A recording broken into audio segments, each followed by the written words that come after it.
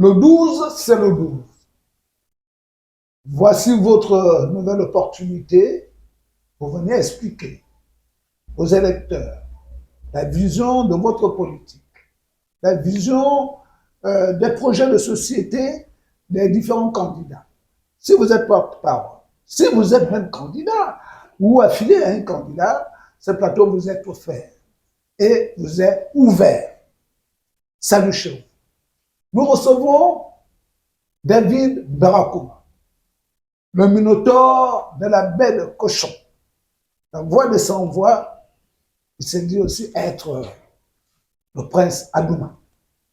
Avec lui, nous allons essayer d'éclairer l'opinion, et d'ailleurs, nous éclairons nous-mêmes sur ce plateau, en dehors de lui, qui a, on peut le dire, la fine vérité de la réalité du moment le concernant, les différents points qui ont évolué ces derniers temps. Bienvenue sur ce plateau, David Barakouma. Merci, monsieur Bitégui. C'est un plaisir partagé. Pour commencer, on a entendu parler d'un mouvement, la voix qui ressemble à la troisième voie. Absolument. Le mouvement des non-alignés. Donc, vous semblez être le leader.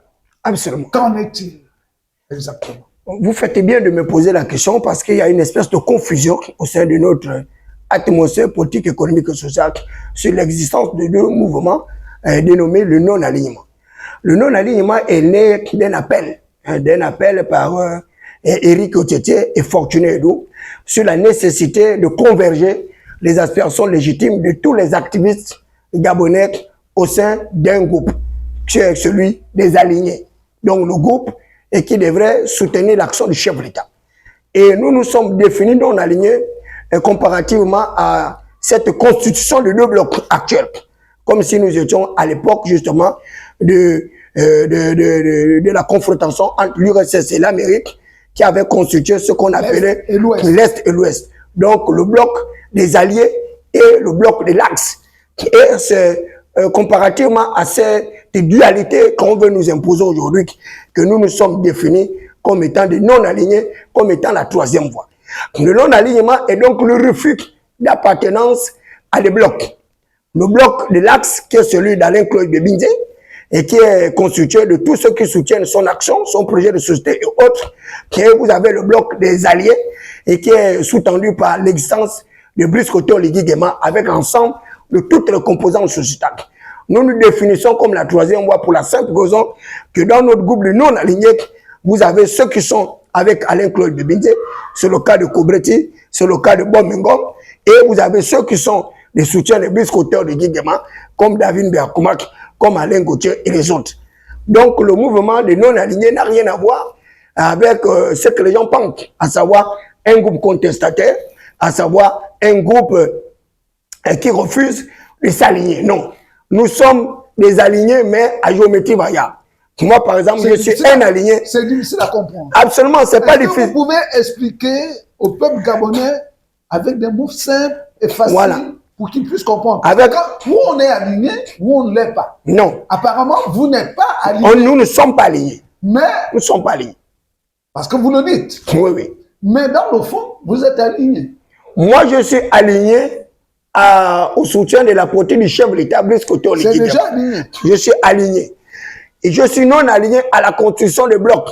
Parce que dans mon groupe de non-alignement, vous avez Bomingom qui ne soutient pas la politique de Brice Oligui Nguema, mais qui soutient la politique d'Alain-Claude Bebinze. Dans mon bloc, vous avez également d'autres personnes qui soutiennent la politique du docteur Iloko. Nous le faisons pourquoi? Pour la simple raison que après le 12, qu'est-ce que nous deviendrons? Nous refusons d'appartenir à des mouvements séparatistes. Nous sommes Gabonais. Il est bien vrai que nous sommes en période électorale. Il y a des gens qui poursuivent des ambitions de conquête de pouvoir suprême. Mais nous disons, nous gardons notre cécité de Gabonais. Nous voulons garder notre indépendance, notre autonomie jusqu'au bout. Et c'est pourquoi nous nous définissons, et j'insiste que nous sommes des non-alignés par rapport à la construction de deux blocs.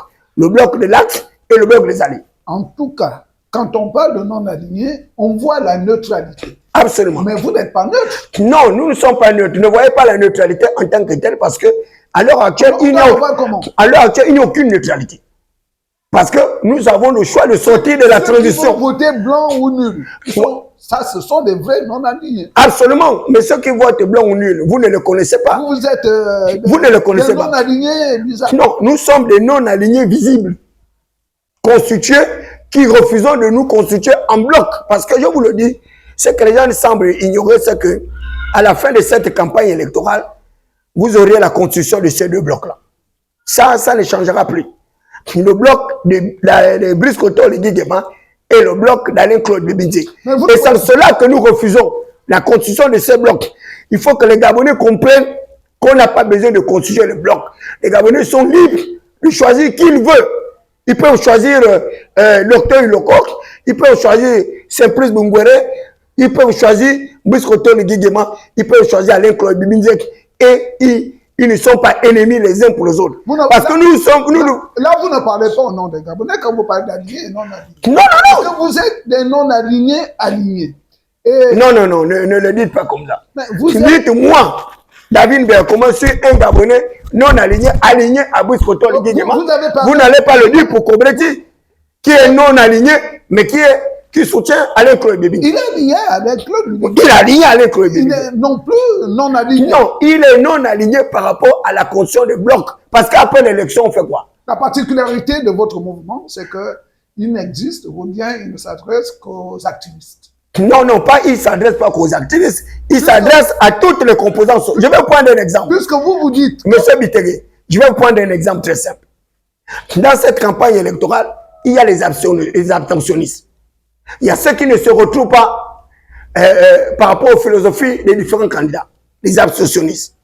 Il y a ceux j'ai qualifié de frustrés, qui n'ont pas obtenu gain de cause pendant cette période transitionnelle et qui hésitent, qui ne savent pas quel est le bloc qu'il faut suivre. Pour la simple raison que dès que vous êtes catalogué dans un bloc, vous convenez aisément avec nous que vous êtes marginalisé. Je vais vous prendre le cas de... Je vais vous prendre le cas... C'est vous-même qui vous affichez. Je vais vous prendre le cas de Bom. Excusez-moi. S'il vous plaît. Non, laissez-moi au moins... Oui, allez-y. Quand on vous voit arborer tout ce que vous avez là, c'est propagandiste. Vous êtes aligné. Je suis aligné à Brice Koto-Oligui Nguema, mais non aligné à la construction de bloc. Vous êtes visiblement un adepte de Brice Koto-Oligui Nguema. Absolument. Et à partir de ce temps-là, on ne vous catalogue pas. C'est vous-même qui vous exposez comme étant aligné à Brice Koto-Oligui Nguema. Oui. Comme le sont les autres. Absolument. Qui sont dans votre mouvement, que vous appelez, moi je dirais pompeusement non aligné, mais je ne comprends pas la philosophie que vous nous expliquez. Peut-être que c'est moi qui suis un peu bloqué. À partir de cet instant, on sait qu'il y a ceux qui ont favorisé les alignements au départ. Vous avez parlé de Tété et les autres. Et vous vous dites non aligné parce que vous avez dit vous ne faites pas partie de ce groupe. Nous ne faisons pas partie d'eux. Oui, non, il faut que vous le compreniez. Vous êtes non aligné à la philosophie. À leur philosophie. Là, c'est faut que les gens le comprennent. C'est plus clair. Mais absolument. Parce que, monsieur Bitégui. Comment vous définissez leur philosophie? Vous refusez leur philosophie. Vous faites partie de leur bloc. Quelle est la philosophie de leur bloc? Ce sont des kunabélistes pro-max. Ce sont des je ne sais même pas comment les appeler idéalistes. Ce sont des endoctrinés. Ils sont convaincus pour une cause, sans aucun retour vers la connaissance des autres. Ce sont les jusqu'au-boutistes. Nous refusons le jusqu'au-boutisme. Nous sommes là pour accepter la différence, la tolérance, pour mettre en place un certain nombre de mécanismes de prévention de conflits post-électoraux. Et c'est pourquoi dans notre groupe, vous trouvez toutes les convergences, toutes les divergences. Nous embrassons tout le monde. Aussi bien ceux qui soutiennent l'action du loco, aussi bien ceux qui soutiennent Alain Claude Bibindé, aussi bien moi, David Belakoma, qui soutient Brice Koto-Oligui Nguema. Chacun gardant sa spécificité. Mais si par devers moi, j'arrive à convaincre Bob Megon, ce qui n'est pas possible, ou bien j'arrive à convaincre Kobreti, le rejoint de camp d'Olivier, ce qui n'est pas possible. Si le Kobreti qui avait Alain Claude Bebinze arrive à me convaincre, ce qui est improbable, en ce moment, je me serai aligné dans les blocs. Or, ceux qui sont à l'intérieur de nos blocs sont alignés, comme vous l'avez dit tout à l'heure, à leur aspiration légitime, à leur philosophie, mais tout en étant dans l'ensemble, donc, ce macroscope. Nous allons terminer avec ce thème, mais en vous suivant, vous êtes clair dans vos termes. C'est impossible pour Bob Mengom de régler la cause de Brice Koto Ligigema, c'est pas possible. Parce que dans le groupe de non-alignés, nous gardons notre éthique, notre probité et notre moralité. Mais parlant de vous, vous dites, chez vous, il est improbable. C'est impossible, oui, improbable. Vous n'avez pas dit impossible. Ah non, mais vous comprenez bien la subtilité langagière. Oui, c'est-à-dire que si ce qui peut manquer à Olivier Nguema, que vous soutenez aujourd'hui, ça révèle être un leitmotiv de l'Élysée ou quelque chose de paradigme applicable chez l'Élysée, vous pouvez basculer. Non, mais vous savez... Vous pouvez basculer parce que c'est improbable. Mais je vous le dis clairement, nous l'avons dit dès le départ, que notre mouvement n'a rien à voir avec le bénévolat. Je ne crois pas au bénévolat politique. Nous sommes clairs. Nous sommes clairs. Nous sommes dans une élection présidentielle, une campagne, et peut se transformer en une fraction de seconde.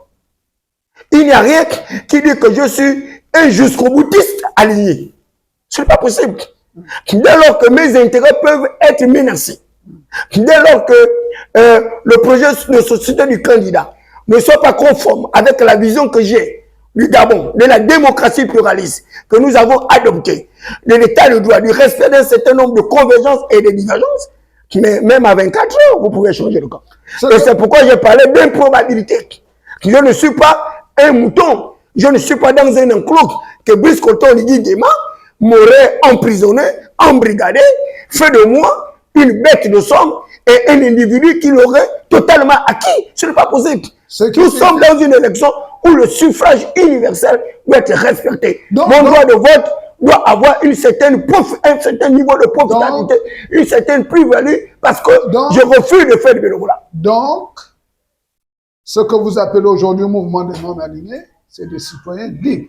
Mais vous avez tout compris. En fait, c'est cette autonomie que d'aucuns ne peuvent pas trouver. Ce sont des citoyens, cette liberté. Ce sont des citoyens libres. Oui, oui. Ce sont des citoyens qui prônent, comme le candidat Olivier Nguema, l'inclusion. Vous avez tout compris. Le mouvement des non-alignés est une inclusion. C'est pourquoi aujourd'hui, parce qu'il faut le dire à nos téléspectateurs, M. David Barakouma, qui ne comprenait pas, il n'avalait pas la pilule de voir trop de pédégistes autour de Brice Clotaire Olivier Nguema. Absolument. Aujourd'hui, il est obligé de faire avec les pédégistes parce qu'il a été coopté comme coordonnateur adjoint de campagne de Brice Clotaire Olivier.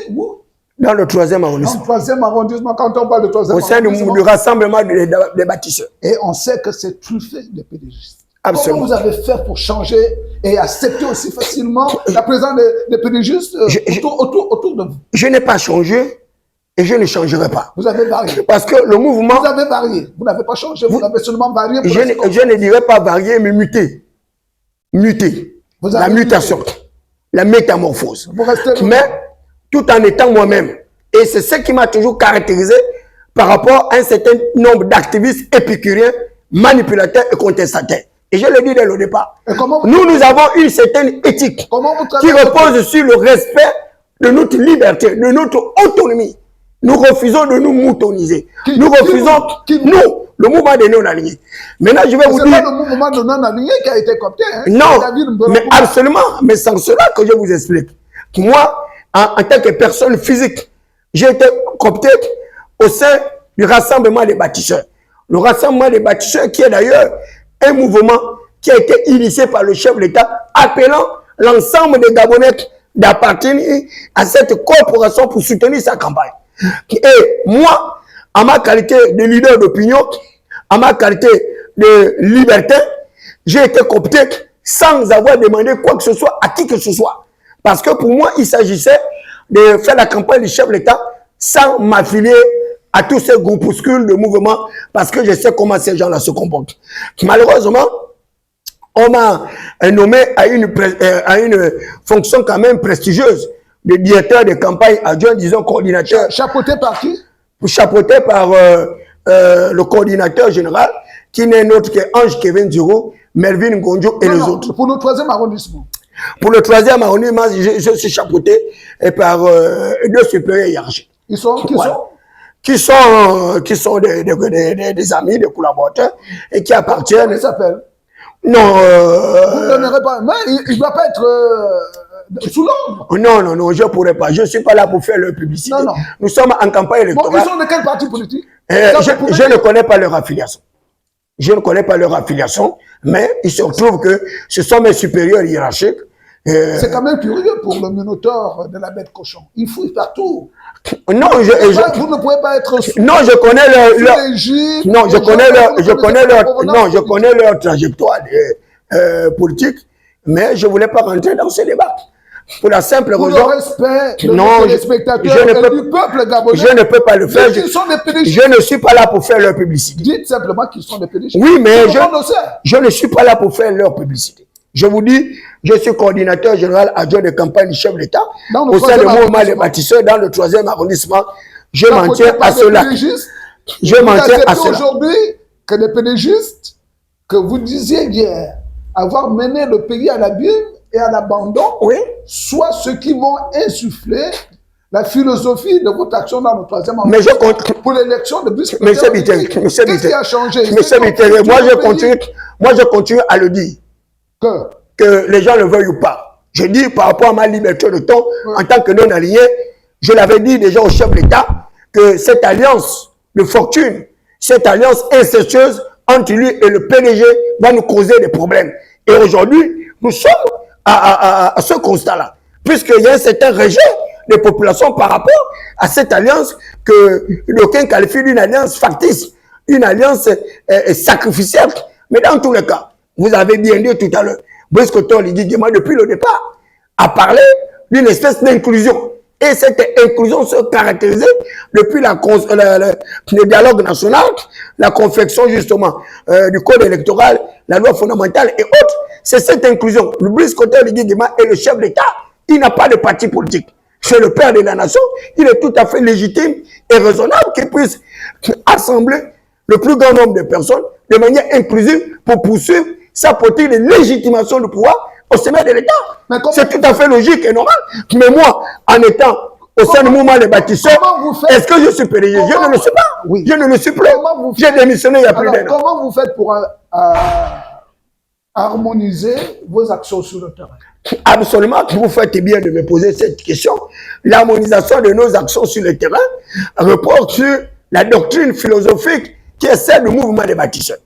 Qui consiste en quoi?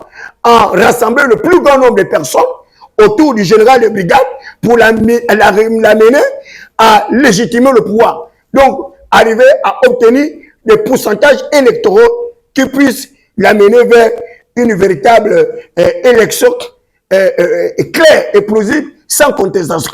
Donc, dans ce mouvement-là, on ne reconnaît plus qui est pédagogiste, qui est bicellaire, qui est du mouvement autre, et c'est pourquoi je ne voulais pas donner le nom, comme vous m'avez dit, ni leur appartenance politique.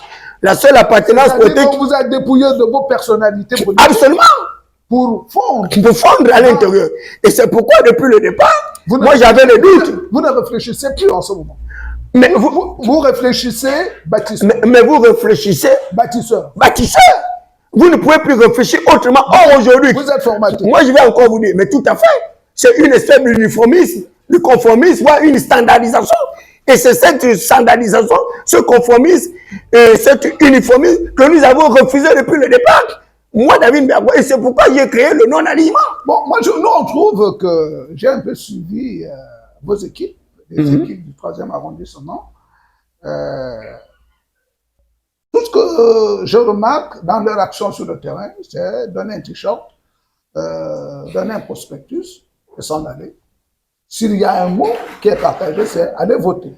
Aucune philosophie de la vision de votre candidat, aucune lecture ou explication, soit des points d'engagement de votre candidat ou de certains points son programme de société. Mais vous ne dites rien. Est-ce que le travail que vous faites pour le président sortant, qui est candidat, M. Brice Clotaire-Lugui sur le terrain, c'est distribuer les t-shirts et les prospectus? Non, pas du tout.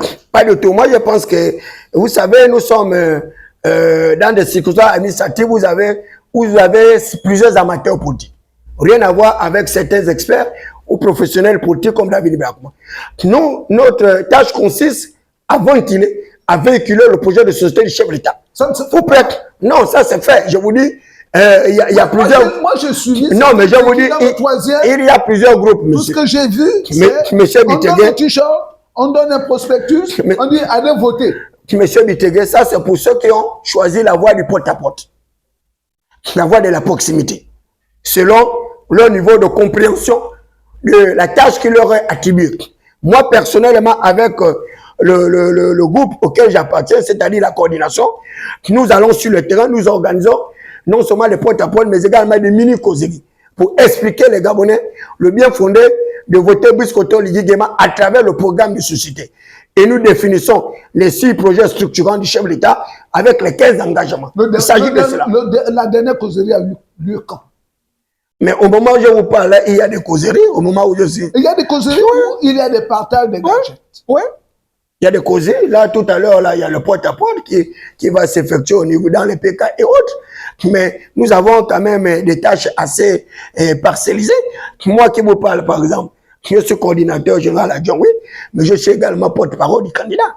Donc, vous convenez aisément avec moi que non seulement aujourd'hui, avec les nouvelles technologies, l'information, la communication, je m'adresse à un plus grand nombre de personnes.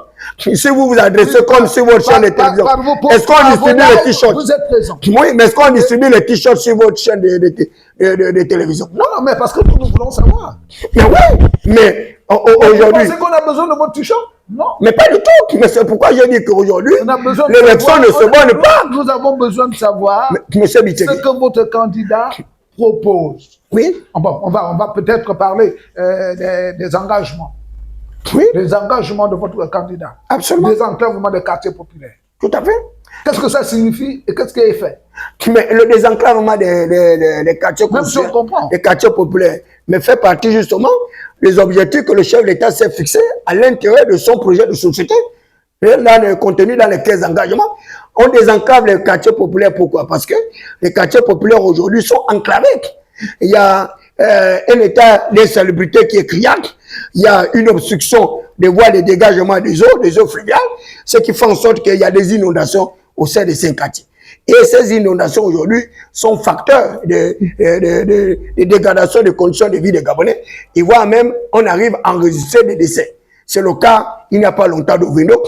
Et c'est pourquoi le chef de l'État a mis en place ce possible désenclavement des quartiers populaires qui consiste en un aménagement justement des voies fluviales. Et c'est pourquoi vous avez vu, il y a l'aménagement des bassins versants. Et à travers cet aménagement-là, on va lutter contre les inondations, mais également d'avoir une politique planifiée de développement. Force est quand même de constater, restituons la vérité, que depuis que la transition est là, menée par votre candidat, en tant que président de la transition, nous avons quand même vu des efforts sur le réaménagement de bassins versants. Ce n'est pas suffisant, mais c'était peut-être un acte avant-coureur, avant la campagne, mais ça porte parce que c'est des choses visibles. Absolument. Oui, mais c'est vrai qu'on peut dire qu'on constate cela. Mais dans l'un des autres points, vous avez parlé du centre de redressement. Le président, dans ses 15 engagements, parle du centre de redressement de la jeunesse. Ça ne sonne pas très clair. Redressement signifie quoi? C'est-à-dire un genre d'emprisonnement ou un genre de formation militaire ou un genre... Parce que redressement, c'est coercitif, c'est la force là. Absolument. C'est la rigueur. Oui, oui, mais... Qu'est-ce que ça signifie, centre de redressement de la jeunesse? Le centre de redressement de la jeunesse part d'un certain constat de notre jeunesse actuelle. Il vous souviendra comment Bongo Niba avait mis la jeunesse au cœur du processus de développement de notre pays. Le développement politique, le développement économique et le développement social. Et sur quoi le chef de l'État parlait d'une jeunesse sacralisée. Or, aujourd'hui, on constate avec le recul... Quel chef de l'État? Omar Bongo Niba. Aujourd'hui, on constate avec le recul que la jeunesse est de plus en plus moutonisée et désacralisée. Une jeunesse aujourd'hui qui est victime de toutes les afflictions, de tout le mot et de toutes les meurtrissures. Vous arrivez dans le groupe WhatsApp, vous allez voir cette jeunesse dépravée, alcoolique, consommatrice de drogue, et voire même en train d'exercer des pratiques dépravées telles que la prostitution et autres. Or, le centre de redressement... Ce ne sont que des conséquences. Le centre de redressement de la jeunesse a pour objectif de moraliser cette jeunesse-là, de lui donner un certain contenu pédagogique, de la former, de la structurer et transformer cette jeunesse-là en véritable vecteur de développement. Et cela ne peut passer que, comme vous avez dit, par de politiques coercitives. Et d'ailleurs, le chef de l'État le disait, sans peine qu'on arriverait à un service militaire obligatoire pour certaines personnes parce que l'armée a une certaine discipline. Et la discipline a été perdue au sein de nos différentes familles. Vous avez des familles monoparentales, vous avez des familles à explosion nucléaire et autres. Et il y a comme une espèce de démission de ces familles et c'est le rôle de l'État d'arriver à transformer ces citoyens-là en perte justement d'un certain nombre de notions de moralisation pour arriver à une certaine vertu. C'est donc le centre de redressement de la jeunesse qui va également créer le contenu de formation pour donner à cette jeunesse-là un certain nombre de rudiments pour pouvoir s'en sortir au sein de la société. En effet, vous conviendrez avec moi que l'image de la jeunesse gabonaise, généralement, est en lambeaux. Absolument. Mais ce n'est que le résultat des politiques initiées. Parce qu'une jeunesse qui a été abandonnée, laissée au bord de la route, n'a d'autre repère que la jungle et le dehors, c'est la jungle et c'est la politique de la jungle qui l'emportera. Mais oui, bon, M. Bitéré, mais sans cela... Votre candidat, lui, il promet ramener cette jeunesse sur le droit chemin avec une certaine rigueur militaire, avec le respect de la société dans laquelle cette jeunesse vit. Mais M. Bitéré, il n'y a pas que la rigueur militaire. Il y a également la prévention.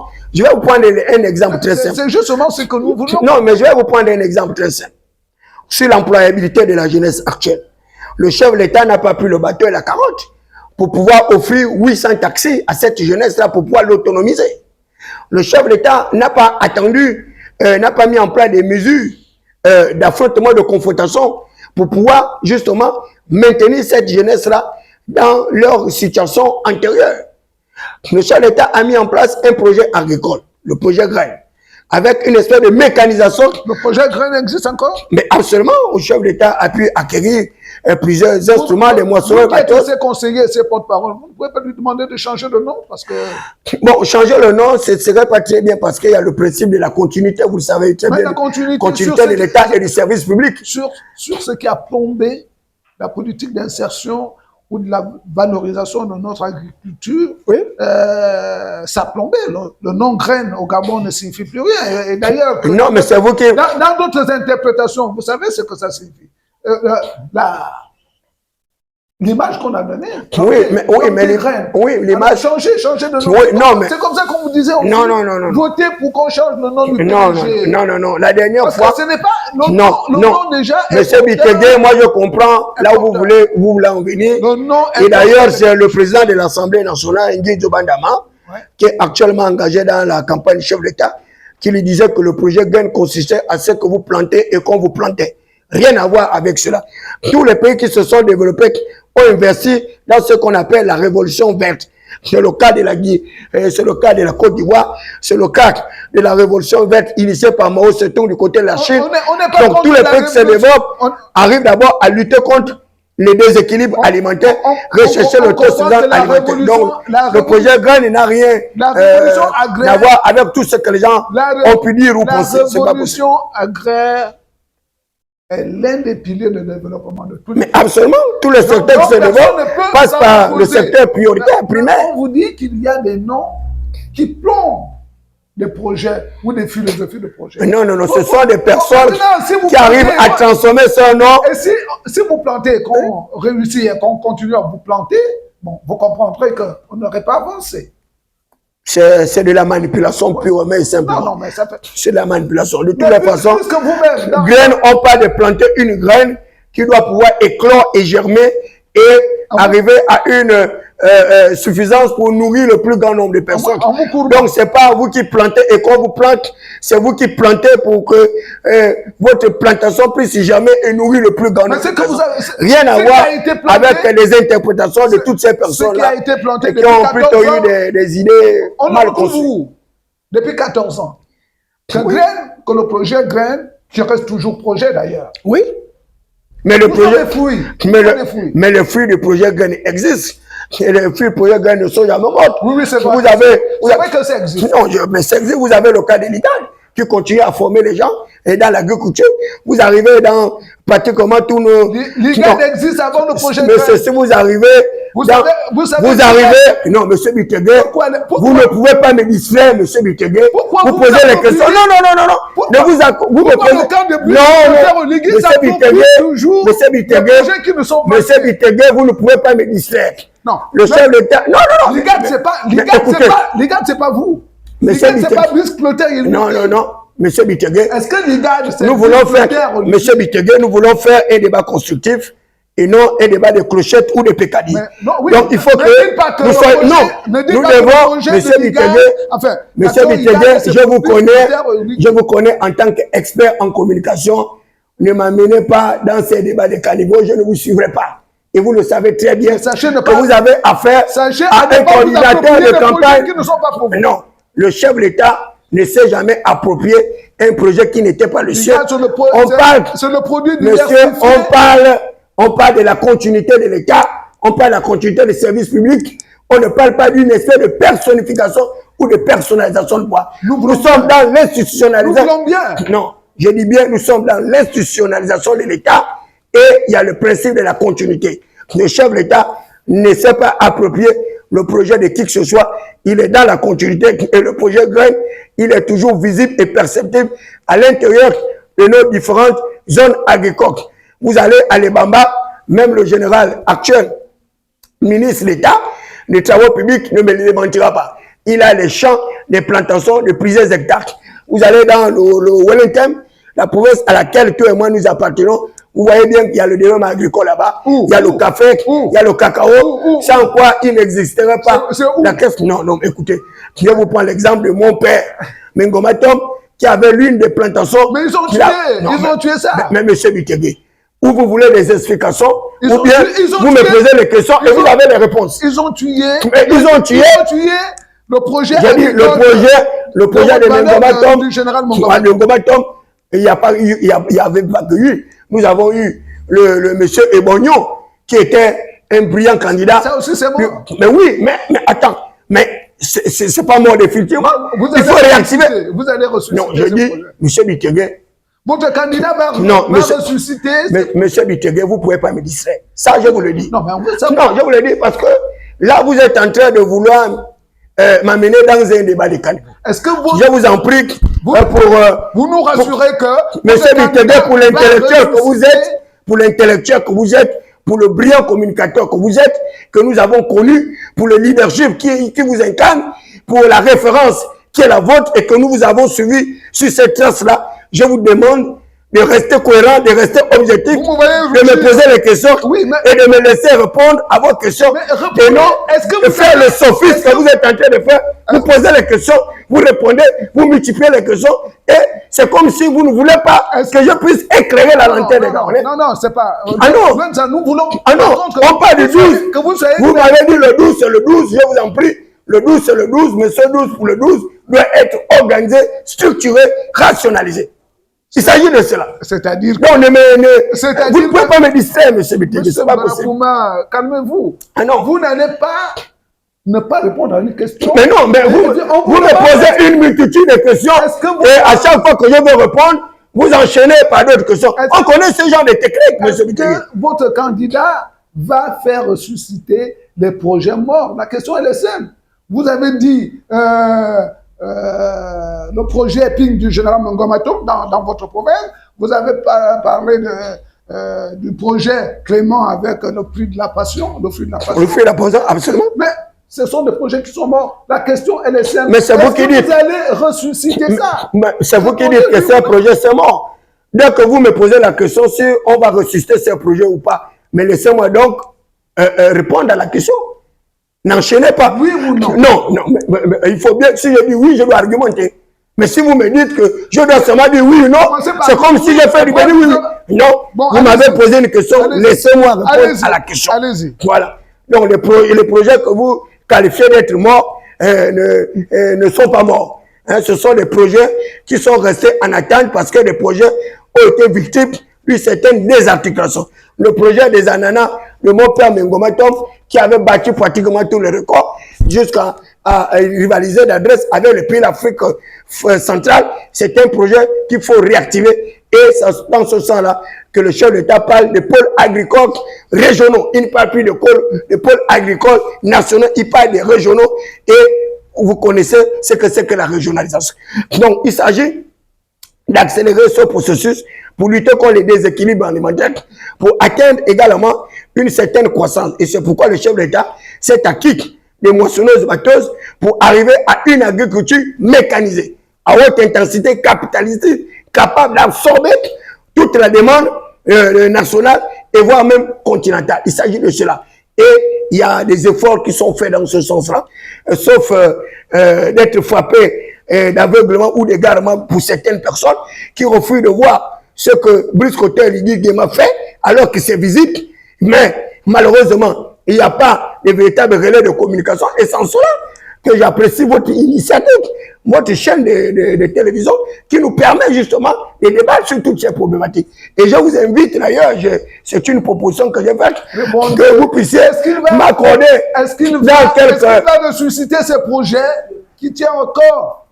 Mais comment vous allez me dire, poser la même question, s'il va ressusciter le projet, alors que je vous ai déjà dit qu'il y a des enjeux lourds qu'on a achetés pour non seulement ressusciter le projet, mais l'accélérer. Je vous prends l'exemple du job de Vungdini, qui fait également dans la production du riz. Mais le projet du job de Vungdini n'est pas décédé. Mais qui vous a dit qu'un projet agricole peut mourir? Qui vous l'a dit? Le projet agricole ne meurt pas, non seulement qu'on assiste à une agriculture d'autosuffisance personnelle, une agriculture analytique basée sur la subsistance des villes et villages. Or, il faut transformer cette agriculture en une agriculture industrielle capable de nourrir le plus grand nombre de compatriotes. Oui, c'est vous qui refusez de comprendre. On va toujours me reprocher de ne pas laisser suffisamment de temps à mes invités de parler. Quand on pose une question, répondez clairement à la question. Non, après, vous développez. Non, vous posez la question et vous posez d'autres questions sans laisser votre interlocuteur répondre à la question. En cela, ce n'est plus un débat contradictoire. Là, vous faites maintenant du monologue. Non, c'est pas contradictoire. Mais nous ne sommes pas là pour faire le monologue. Non, c'est même pas contradictoire. Mais j'ai comme l'impression que vous posez les questions alors que vous connaissez même les réponses. Bon, ce qu'on retient, en tant qu'expert, ce qu'on retient, c'est que votre candidat n'exonera pas des projets laissés. C'est pas ce qu'on a dit, ça c'est ce que vous dites. Il va repartir. Ça c'est ce que vous dites. Vous êtes incapable. Ce qu'on retient, c'est que Brice Koté Oligui Nguema a mis en place un certain nombre de mécanismes d'accélération du projet GAIN pour qu'il arrive à une certaine maturalisation, permettre aux Gabonais de pouvoir consommer gabonais et transformer les produits vivriers en les externalisant, en les internationalisant. Il s'agit de cela. Nous avons vu également et récemment avec l'implication du premier ministre chef du gouvernement, Raymond Donsima, qui a pris nos frères qui allaient au Brésil pour pouvoir acquérir un certain nombre de connaissances pour également évoluer dans le maraîcher, dans l'élevage et autres. Donc, les projets structurants de Brice Koté Oligui Nguema en matière de consommation sont visibles et nous comptons atteindre les fondamentaux avec succès d'ici le prochain 7 années à venir. Est-ce que vous vous souvenez que nous sommes encore dans la question du centre de redressement de la jeunesse? Oui, vous vous souvenez? Oui, mais c'est vous qui voulez me balader. Non, c'est vous qui voulez me balader. Sur la question du centre de redressement de la jeunesse, je vous ai dit qu'il y a le capital humain qu'il faut développer, investir dans la recherche fondamentale, investir dans la recherche appliquée, investir dans l'acquisition d'un certain nombre d'outils pour pouvoir former ces Gabonais-là à travers les centres de formation. Redresser une personne, c'est transformer cette personne. Redresser une personne, c'est restructurer sa mentalité. Redresser une personne, c'est l'aider à être un citoyen modèle. Et pour que cette personne, cette jeunesse qui est dépravée, qui est alcoolisée, qui est exploitée à des fins électoralistes, pour que cette jeunesse arrive à avoir un certain nombre de rudiments, eh bien, c'est notre rôle, c'est la responsabilité qui est la vôtre en tant que communicateur, c'est la responsabilité du clergé en tant que moralisateur de la vie publique, c'est la responsabilité des syndicats, des partenaires sociaux et autres, c'est la responsabilité des pouvoirs publics. Et dans ce redressement, il y a des politiques publiques, et comme vous avez dit, coercitives qu'il faut mettre en place. Arriver également à changer notre code pénal pour arriver à le rendre encore plus rigide. Pour ceux-là qui commettent des crimes sexuels à l'égard des mineurs, il faut également une nouvelle réglementation. Il faut des psychologues. Il faut toute une architecturation. Monsieur Bitege. Et je sais compter sur vous que vous allez également continuer dans l'affermissement, dans le renforcement du dispositif justement de ce redressement de la jeunesse, cette jeunesse aujourd'hui qui a plein alors qu'elle constitue le plus grand nombre du corps électoral. Je ne peux pas miser sur des promesses politiques parce que les promesses politiques n'engagent que ceux qui y croient. Mais on n'a pas dit que vous allez miser sur les promesses politiques, monsieur. Même si vous aviez dit que... Nous connaissons que vous êtes un acteur étatique, vous êtes un pédagogue. C'est votre responsabilité, la moralisation de cette jeunesse, sachant bien que vous également... Ça fait également partie de la gouvernance institutionnelle. Mais tout à fait, ça fait partie de la gouvernance institutionnelle, mais c'est même le nœud gordien. Qui fait partie des engagements. Contenu dans le projet de société. Oui, oui. Mais dans cette gouvernance institutionnelle également, monsieur Bitege, il faut que les gens le comprennent. La gouvernance institutionnalisée n'est pas à la portée du plus grand nombre de personnes. Vous avez, par exemple, dans les pays de l'Afrique francophone, où l'État est personnifié, l'État est personnalisé, l'État est individualisé. Les acteurs étatiques parlent du moi, je. Or, la gouvernance institutionnalisée, on parle de l'État en tant que le seul vecteur du gouvernement. On parle de l'institutionnalisation de l'État. C'est la forme la plus achevée. Dans l'institutionnalisation de l'État, on ne parle pas en termes je, on parle en termes de nous. Donc, la communauté, la globalité, etc. etc. Ça va changer le fonctionnement de l'État. Mais absolument, il faut arriver à ce changement de fonctionnement de l'État. Ça va également changer les habitudes des hommes d'État. Absolument. Le jeu. Absolument. Il faut arriver à se débarrasser du jeu, donc qui est le symbole de la personnification et de la personnalisation du pouvoir qui est d'ailleurs incarné par Louis XIV, qui a terminé sa course par ce que vous savez, la guillotine avec son épouse. Parce que les populations sont jalouses justement de leur souveraineté. Il s'agit pour les populations de préserver leur unique bien, qui est le pouvoir électoral, qui est le vote, qui est l'une. Et alors que les gens n'ont pas compris cela, mais M. Bitege, nous allons toujours arriver à des affrontements post-électoraux. Or, ces affrontements post-électoraux, nous devons nous en débarrasser pour que les citoyens comprennent que leur vote doit être pris en compte. On ne va pas faire en sorte que moi je vote Bitege et puis c'est Thierry David Mbelakoma qu'on vient dire qu'il a gagné. Non, la gouvernance institutionnalisée également, c'est le respect du verdict des urnes. C'est d'arriver également à une saine transparence électorale pour que le véritable gagnant puisse être celui-là qu'on va déclarer gagnant pour éviter les troubles, pour éviter la situation dans laquelle nous nous retrouvons aujourd'hui, c'est-à-dire la situation de transition. Ça repose sur l'équité, sur... l'équité, la justice. On va dire la justice et l'égalité. Oui, absolument. Des principes difficiles à mettre en place parce que les mauvaises habitudes, on l'a dans le vie. Absolument. Mais je crois que nous avons fait le tour de la question, sauf que on va vous reprendre. Je crois dans quelques jours. Oui, mais j'espère que c'est pour expliquer le programme de société de chef de l'État et puis vous pourriez... Non, c'est nous qui... Bon, d'accord. De toutes les façons, c'est vous qui définissez les thématiques. Merci d'avoir répondu à notre invitation. Non, c'est moi qui vous remercie, M. Bitege. Et merci encore pour votre chaîne de télévision aujourd'hui qui a un certain audimat, parce que nous sommes en pleine campagne électorale et il n'y a pas beaucoup de chaînes de télévision ou de radio qui offrent justement l'opportunité aux candidats de pouvoir éclairer la lanterne des Gabonais. Or, aujourd'hui, votre chaîne de télévision représente un véritable vecteur, un facteur justement favorisant la démocratie pluraliste. Et je voudrais également vous en féliciter pour cela, vous encourager de continuer de l'avant, de ne pas vous décourager de toujours inviter ceux que vous pouvez inviter parce qu'il s'agit de préserver les instruments de la démocratie pluraliste que nous avons adoptés. Merci. Voilà. Merci, Monsieur David Mbarakouma. Le plateau est ouvert à toutes les obédiences, à toutes les couleurs politiques, à toutes les sensibilités. Vous allez nous appeler sur le numéro qui s'affiche au bas de l'écran et soyez sûr que nous allons examiner minutieusement nos portes à votre sollicitation. Vous êtes sur Zambora TV, c'était le 12. C'est le 12. Mais c'est vite.